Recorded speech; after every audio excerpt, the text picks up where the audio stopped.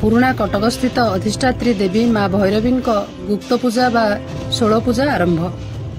बौद्ध जिला पुराणा कटक स्थित जिलार अधिष्ठात्री देवी माँ भैरवी पीठरे मंगलवार दिन 16 पूजा बा खंडाबसा पर्व आरंभ हो जाइछि।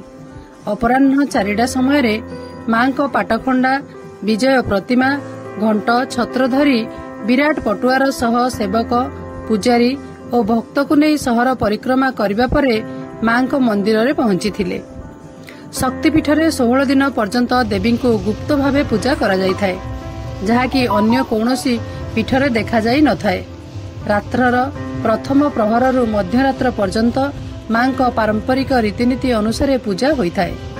16 दिन पर्यंत मंदिर परिसर में भक्तों चलप्रचल निषिद्ध थाए। एही दिन उक्त अंचल में पुओं मंगल मनासी माँ माने पुओ जुंतिया करिथांती।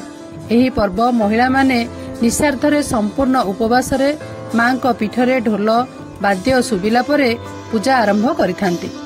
दीर्घ 16 दिन धरी देवी दर्शन निषेध थिबारु नवमी ठारू देवी कृपालाभ करबा पई ओडिशार विभिन्न प्रांतरू भक्तों समावेश होइथाए।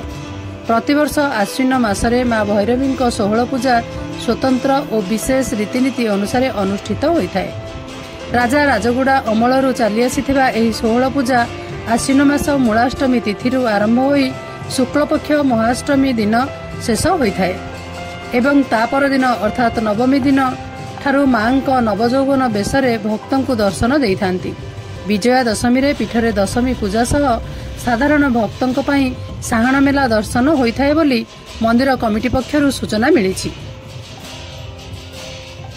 बौद्धरू बैद्यनाथ सामल सहित हरभंगारू चित्तरंजन सिंह रिपोर्ट, मो जिला खबर।